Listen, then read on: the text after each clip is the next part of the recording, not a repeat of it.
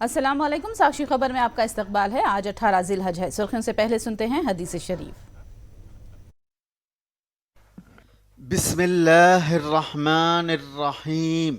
नबी करीम सल्लल्लाहु अलैहि वसल्लम का इरशाद मुबारक है, अल्लाह ताला इस बात से राज़ी होते हैं कि बंदा खाना खाकर और पानी पीकर इसका शुक्रिया अदा करे। और अब सुर्खियां। राहुल गांधी को गुजरात हाईकोर्ट से लगा झटका। हतक इज्जत केस में सेशंस कोर्ट के फैसले पर स्टे देने से किया इनकार। वरंगल में कल वजीर आजम नरेंद्र मोदी की आमद। जलसेयां व दीगर तरक्याती कामों के लिए सख्त सिक्योरिटी इंतजामात। यादाद्री में फलकनुमा एक्सप्रेस के 3 डब्बों में लगी आग। तमाम मुसाफिरीन महफूज। महकमे रेलवे में दिया तहकीकात का हुक्म। एपी में वस्त मुद्दती इंतखाबात का सवाल ही पैदा नहीं होता। इंतखाबात शेड्यूल के मुताबिक ही होंगे। सरकारी मुशीर रामाकृष्ण रेड्डी का बयान। और अब तफसील। राहुल गांधी को गुजरात हाईकोर्ट से धक्का लगा है। गुजरात हाईकोर्ट ने 2019 के हतक इज्जत मुकदमे में राहुल गांधी को लोकसभा की रुकनियत से नाअहल करार देने से मुतालिक सुनाई गई सजा पर स्टे देने से इनकार किया है। हाईकोर्ट ने कहा कि राहुल गांधी को सुनाई गई सजा कानूनी है और मुनासिब है। राहुल गांधी अब सुप्रीम कोर्ट से रुजू होंगे। राहुल गांधी को हतक इज्जत मुकदमे में लोकसभा की रुकनियत से नाअहल करार दिया गया था और 20 जुलाई से शुरू होने वाले पार्लियामेंट इजलास में वो शिरकत नहीं कर सकेंगे। अगर सुप्रीम कोर्ट गुजरात हाईकोर्ट के फैसले को बरकरार रखता है तो वो अगला इलेक्शन नहीं लड़ सकेंगे। गुजरात हाईकोर्ट ने अपने फैसले में राहुल गांधी की जानिब से कैम्ब्रिज में सावरकर के खिलाफ किए गए रिमार्क का भी हवाला दिया। 2019 में राहुल ने जलसे से खिताब करते हुए कहा था कि मोदी की उर्फियत वाले सब चोर होते हैं, जिसके खिलाफ पुर्निश मोदी ने हतक इज्जत का मुकदमा दायर किया था। जो कोर्ट ने अभी जजमेंट के सुनवाई के वक्त जजमेंट डिलीवर करते वक्त उन्होंने जो मुद्दे दिए हैं उसके हिसाब से मैं जहां तक समझाऊं कि लोअर कोर्ट का जो ऑर्डर है वो सही है। दूसरा, एमएलए एमपी होने की वजह से सिर्फ किसी को कोई बेनिफिट नहीं मिल सकता है, स्पेशल बेनिफिट नहीं मिल सकता है। तीसरा मुद्दा ये है कि जो एक्यूज है, एक्यूज के सामने बहुत सारे ऐसे केसेस है। चौथा मुद्दा ये है कि even after this case what we जो हमने आर्ग्यू किया था कोर्ट के सामने, उन्होंने वीर सावरकर जी के सामने भी कुछ उन्होंने स्टेटमेंट किए थे जो कि वांधाजनक टिप्पणी थी और इसके लिए भी उनके ऊपर कुछ केस हुआ है। ये हमारी दलील थी जिनको ग्राह्य रखा गया है और इसके हिसाब से आज जजमेंट दिया है, रिवीजन डिसमिस हुई है। राहुल जी ने पहले दिन से बोला है कि डरो मत लड़ो, और राहुल जी ने बार बार बोला है कि आप अपने सरकार और सत्ता के दम पे हमें पार्लियामेंट से बाहर निकाल सकते हैं, लेकिन देश के लोगों की लड़ाई लड़ने से मुझे कोई नहीं रोक सकता। आप पार्लियामेंट से निकालो, मेरे घर खाली करवाओ, मुझे जेल में डालो, लेकिन देश के लोगों की आवाज़ बनने का काम राहुल जी करेंगे और ये लड़ाई लंबी चलेगी। हमें अब भी कानून पे विश्वास है और सुप्रीम कोर्ट में इसके लिए आगे जो भी पार्टी स्टैंड लेगी उसी हिसाब से सुप्रीम कोर्ट के पास भी जाएंगे। कर्नाटक के नायब वजीर आला शिव कुमार ने बीजेपी पर जमहूरियत को खत्म करने का इल्जाम लगाया है। शिव कुमार ने कहा कि पूरा हिंदुस्तान राहुल गांधी के साथ खड़ा है। It is a murder of democracy, but still the entire country, all the opposition parties and the people of this country stand by Rahul ji. He is a great leader who has been fighting across the country. I still feel that he will grow more stronger. Whatever they do, the people of this country will stand by him and we are with him. वजीर आजम मोदी कल तेलंगाना के जिला वरंगल को आ रहे हैं। इसी तनाजुर में सख्त सिक्योरिटी इंतजाम किए गए हैं। वरंगल शहर को सिक्योरिटी छावनी में तब्दील कर दिया गया है। एसपीजी और मरकजी फोर्सेस ने पूरे इलाके को अपने मुहासिरे में ले लिया है। वरंगल के अतराफ 20 किलोमीटर तक दफा 144 नाफिज की गई है। ड्रोन्स, रिमोट कंट्रोल के आलात और एयरक्राफ्ट्स की उड़ान पर पाबंदी आयद की गई है। कदम कदम पर सीसीटीवी कैमरे लगाए गए हैं। कल मोदी चंद एक तरक्याती प्रोजेक्ट्स का संग बुनियाद रखने वाले हैं। इसके अलावा आर्ट्स कॉलेज ग्राउंड में एक बड़े जलसेआम से मोदी खिताब करेंगे और अपना शेड्यूल मुकम्मल करके वहां से हकीमपेट रवाना होंगे। वहां से फिर राजस्थान के लिए उड़ान भरेंगे। లక్షలాది కోట్ల రూపాయలు తెలంగాణ రాష్ట్రంలో వివిధ సంక్షేమ కార్యక్రమాలు కానీ, అభివృద్ధి కార్యక్రమాలు కానీ, మౌలిక వసతుల కల్పన కానీ ఏర్పాటు కోసం అంకిత భావంతో నరేంద్ర మోడీ గారి ప్రభుత్వం పనిచేస్తూ ఉంది. అదేవిధంగా రేపు జరగనున్నటువంటి బహిరంగ సభ రాజకీయంగా కూడా చాలా కీలకమైనటువంటి సభ. ఈరోజు రాష్ట్రంలో కొంతమంది వ్యక్తులు సోషల్ మీడియా ద్వారా భారతీయ జనతా పార్టీ పైన బురద జల్లే ప్రయత్నము, విషం జిమ్మే ప్రయత్నము, అబద్ధాలు ప్రచారం చేసేటువంటి ప్రయత్నము, కుట్రపూరితమైనటువంటి ప్రయత్నాలు చాలా పెద్ద ఎత్తున చేస్తూ ఉన్నారు. ఈ సందర్భంగా రేపు జరిగేటువంటి బహిరంగ సభ ద్వారా మరొకసారి మేము ఈ దేశంలో కుటుంబ రాజకీయాలకు వ్యతిరేకంగా, కుటుంబ పరిపాలనకు వ్యతిరేకంగా ఏ రకంగా పోరాటం కొనసాగిస్తున్నామో దేశ ప్రజలకు, తెలంగాణ ప్రజలకు ప్రధానమంత్రి గారు వివరిస్తారు.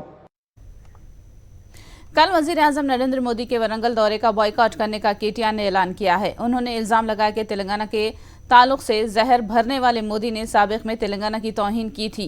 केटीआर ने कहा कि 20,000 करोड़ की लागत से गुजरात में कोच फैक्ट्री मरकज का उन्होंने आगाज किया और तेलंगाना को मामूली फैक्ट्री देने की बात करके बहला दिया गया है.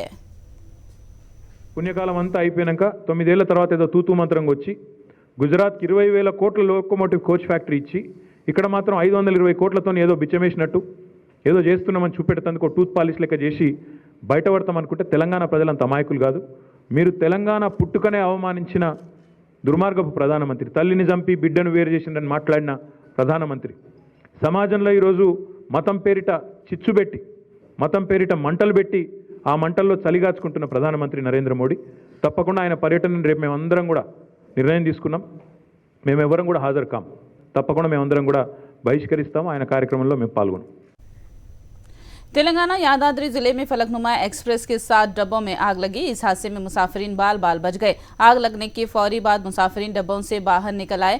बोमाईपल्ली गांव में जैसे ही ट्रेन रुकी तब 7 डब्बों में आग लगी. S3, S4 और S5 ट्रेन समेत 7 डब्बों में आग लगी है. ताहम इसमें किसी जानी नुकसान की इत्तला नहीं है. ट्रेन से तमाम मुसाफिरीन का तखलिया करा दिया गया. फलकनुमा एक्सप्रेस 11 बोगियों के साथ सिकंदराबाद स्टेशन पहुंच चुकी है. एक्सप्रेस పలకనమ్మకి కళాశాల 8 గంటలకు ఎక్కాము. పొద్దున్న ఇలా జరిగింది. మేము క్లాస్ 4లోనే మేము అక్కడే ఉన్నాము. కానీ నేను కొడుకున్నాను, నా కొడుకు ఏం బాగాలేదు. అది ఎలాగైందో పొగలు నడాలుగా దిగాడు, అందరికీ దించాడు, అన్ని అంబులెన్స్ కాటి ఫోన్ చేశాడు. ఇలాగ కళ్ళు తిరిగి పడిపోయాడు. గెప్పు లేదు, పలుకు లేదు, మాట లేదు. చైన్ లాగాడు, ఫస్ట్ చైన్ లాగాడు, నాకు లేపి చైన్ లాగాడు. చుట్టూ చూసేసరికి పొగలు అగ్గి ఏం కనబడలేదు. హైదరాబాద్కి ఎందుకు వెళ్తున్నాము? నేను బతుకుతాను అక్కడే బొల్లారంలో ఉంటారు. పలాస పంతూరు పర్లకుండి ఒరిస్సా నుంచి పలాస వచ్చి అక్కడ ట్రైన్ ఎక్కాము.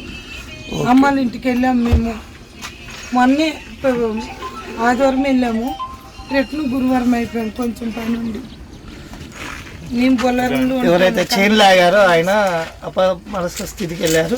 ఎలా ఉంది అబ్బాయి? నాకు ప్రజెంట్ అయితే కండిషన్ అయితే మంచిగానే ఉంది సార్. కొంచెం బీపీ డౌన్ ఉంది, పెట్టాము, పర్వాలేదు, మంచిగానే ఉంది సార్. శ్రీకాకుళం టు హైదరాబాద్. ఏం జరిగిందమ్మా? మా పక్కనే కొద్దిగా సౌండ్ లా వచ్చిందండి. అందరూ ఒకసారి జడిసిపోయి కిందకి దిగిపోయారు. అక్కడ నుంచి దిగిపోయిన వెంటనే పొగలా వచ్చింది. పొగలా వచ్చిన తర్వాత అందరూ పిల్లల్ని పట్టుకుని దిగిపోయామండి. మా బ్యాగ్లు అన్ని అందులో ఉండిపోయి అందరే ఉంచేసామండి. అందరికి మా bag gold, ATM, pan card అన్ని అందరే ఉండిపోయాయి. బ్యాగుల్లో ఉండిపోయింది, తీసుకురాలేకపోయామండి. ఏమేమి ఉన్నాయమ్మా?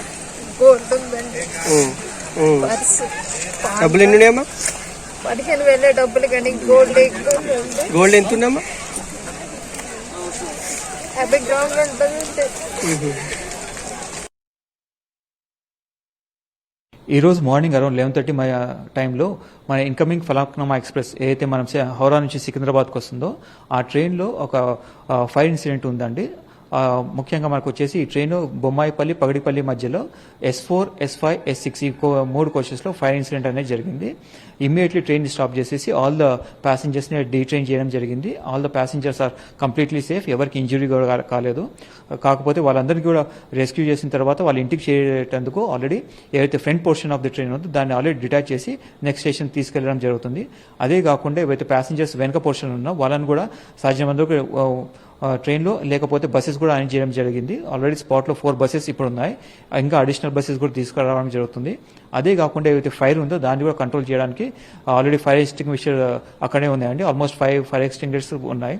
అదే కాకుండా ఈ కంప్లీట్ రెస్టరేషన్ వర్క్ ఏదైతే ఉందో దాన్ని మానిటర్ చేయడానికి మన జనరల్ మేనేజర్ గారు శ్రీ అరుణ్ కుమార్ జీ ఆల్రెడీ స్పాట్లో ఉన్నారు. Is over seeing all the rescue and restoration works to ensure that ఏవైతే మనకు ట్రైన్లు ఈ టైంలో ఏవైతే ఆగి ఉన్నాయో దానిని ఇమీడియట్లీ రెక్టిఫై చేసేసి సాధ్యమైనంత త్వరలోనూ మళ్ళీ ట్రైన్ మూవ్మెంట్ని నార్మలైజ్ చేయడానికి టోటలీ మన రైల్వే సిబ్బంది మొత్తం రౌండ్ ది క్లాక్ అక్కడ పనిచేస్తున్నారండి. तेलंगाना में इंटर बोर्ड के एडवांस सप्लीमेंट्री इम्तिहानात के नताइज का ऐलान कर दिया गया है. इंटर बोर्ड ने मुतालिका वेबसाइट पर नताइज को दस्तियाब रखा है. तलबा वेबसाइट से रुजू होकर इम्तिहानी नताइज देख सकते हैं.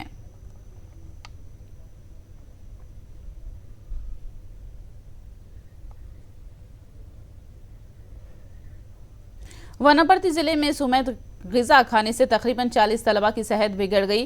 अमराचिंता मंडल में वाक़ई कस्तूरबा गांधी कॉलेज में ज़ेर तालीम 40 लड़कियां कल रात खाना खाने के बाद बीमार पड़ गई हैं. इनमें से 4 की हालत तशवीशनाक बताई गई है. लड़कियों को आत्माकूर के सरकारी अस्पताल मुंतकिल करके इलाज किया जा रहा है.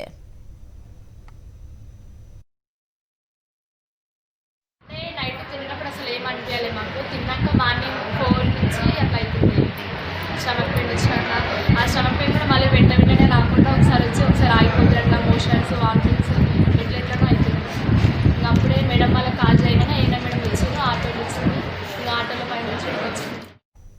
सीपीएम लीडर हन्नान मुल्ला ने बीजेपी पर इल्जाम लगाया है कि वो यकसा सिविल कोड को मौजू बनाकर इलेक्शन जीतना चाहती है. उन्होंने कहा कि यकसा सिविल कोड पर इत्तेफाकी राय होना चाहिए, ना कि इसे जबरदस्ती लागू करना चाहिए.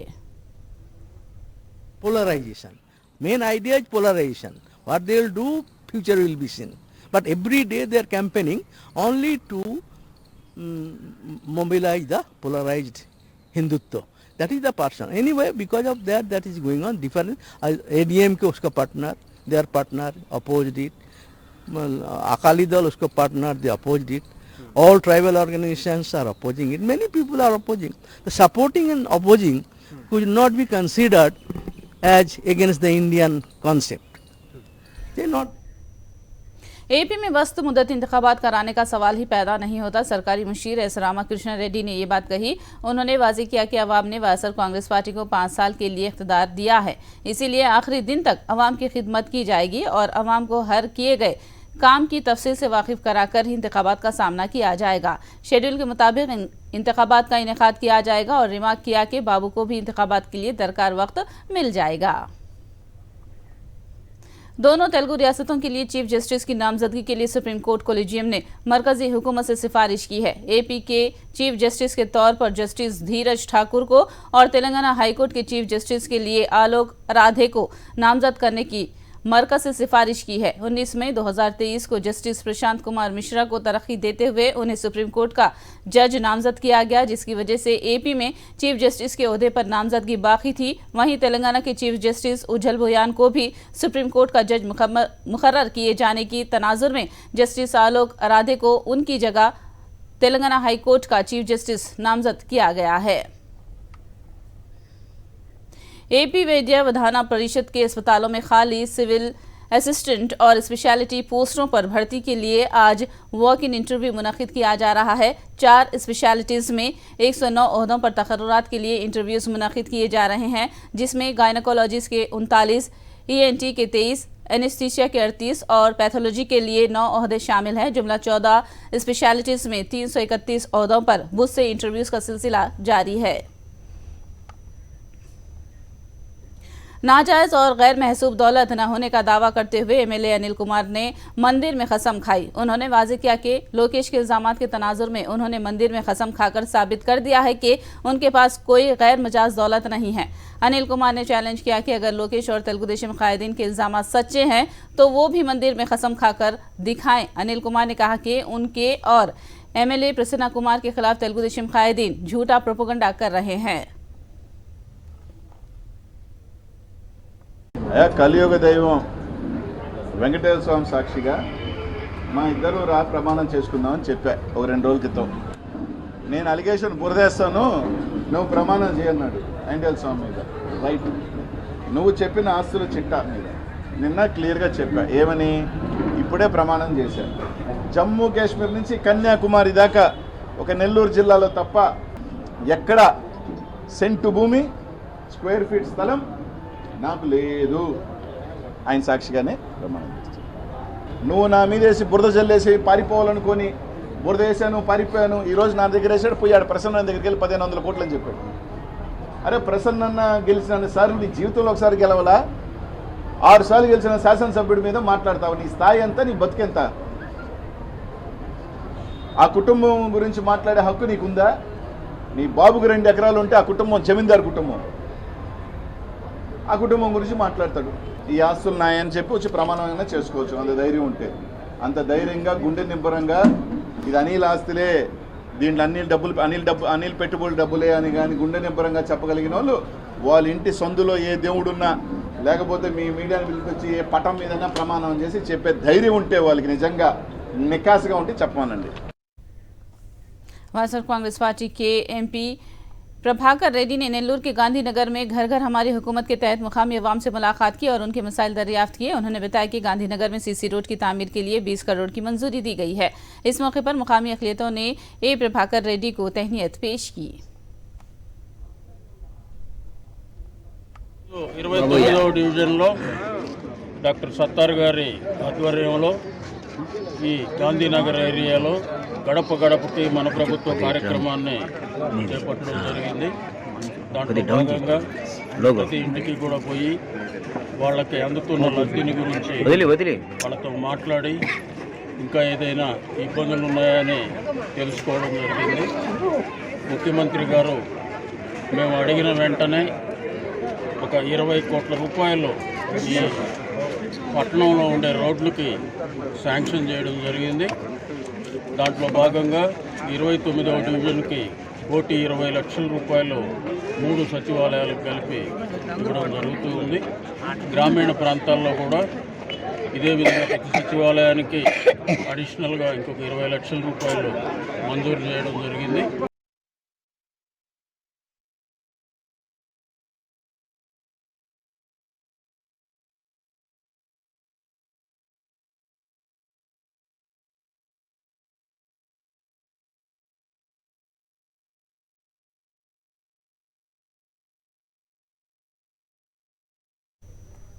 वज़ीर आला जगन की जानिब से अमल की जा रही फलाही स्कीमात और तरक्की को देखकर बर्दाश्त न करने वाले तेलुगु देशम कायदीन देहातों का माहौल खराब करने की कोशिश कर रहे हैं। नोजिवेडु एमएलए मेकअप प्रताप अप्पाराव ने ये इल्जाम लगाया। उन्होंने कहा कि जगनन्ना सुरक्षा प्रोग्राम में अपोजिशन लीडर्स शराबियों को भेजकर हंगामा बर्पा करने की कोशिश कर रहे हैं। उन्होंने तेलुगु देशम कायदीन को ऐसी हरकतों से बाज आ जाने की वार्निंग दी। తాగుబోతులను ఏదో 2 ముగ్గురునో పంపించి మీరు సభల్ని అల్లరి చేయాలని చూసుకుంటాం మాత్రం అవివేకం. దాన్ని ఆంధ్రజ్యోతి పేపర్ వారు దాన్ని ఎలాబరేట్గా రాస్తూ జిల్లా ఎడిషన్లో కూడా రాస్తూ అక్కడ ఏదో పెద్ద ప్రమాదం జరిగిపోతుందని చెప్పేసి రాస్తూ, ఏం ప్రమాదం జరుగుతుంది? రేపు పొద్దున్న ఎవడం చేంజ్ చేసుకుంటే ఏమవుద్ది? మాకందరూ నిన్నే పెద్ద గొడవ అయ్యే పరిస్థితికి వస్తే అందరిని ఆపాం. ఇటువంటి మాత్రం కట్టబెట్టండి. నేను వార్నింగ్ ఇస్తున్నా. ఇలా ఇటువంటి తాగుబోతుల్ని తెలుగుదేశం వారు ఎవరిని పంపించినా సరే నేను అంగీకరించను. రేపు పొద్దున ఆంధ్రజ్యోతిలో రాయమనండి. అదే సూర్యపల్లి గ్రామానికి ఆయన ఏం చేశారో, మీరు తెలుగుదేశం టైంలో ఏం చేశారు రాయమనండి. बहरी फौज के सरबराह एडमिरल हरि कुमार ने चीन और पाकिस्तान के खिलाफ लड़ाई में हलाक होने वाले इंडियन आर्मी और इंडियन एयरफोर्स के सिपाहियों को खिराज पेश किया। लद्दाख लेह में तामीर करदा यादगार में मुनाकिदा तकरीब से एडमिरल ने खिताब किया।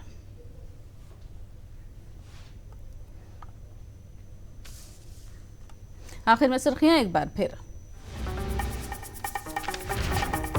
राहुल गांधी को गुजरात हाईकोर्ट से लगा झटका। हतक इज्जत केस में सेशंस कोर्ट के फैसले पर स्टे देने से किया इनकार। वरंगल में कल वजीर आजम नरेंद्र मोदी की आमद। जलसयाम व दीगर तरक्याती कामों के लिए सख्त सिक्योरिटी इंतजामात। यादाद्री में फलकनुमा एक्सप्रेस के 3 डब्बों में लगी आग। तमाम मुसाफिरीन महफूज। महकमे रेलवे ने दिया तहकीकात का हुक्म। एपी में वस्त मुद्दत इंतखाबात का सवाल ही पैदा नहीं होता। इंतखाबात शेड्यूल के मुताबिक ही होंगे। सरकारी मुशीर रामाकृष्ण रेड्डी का बयान।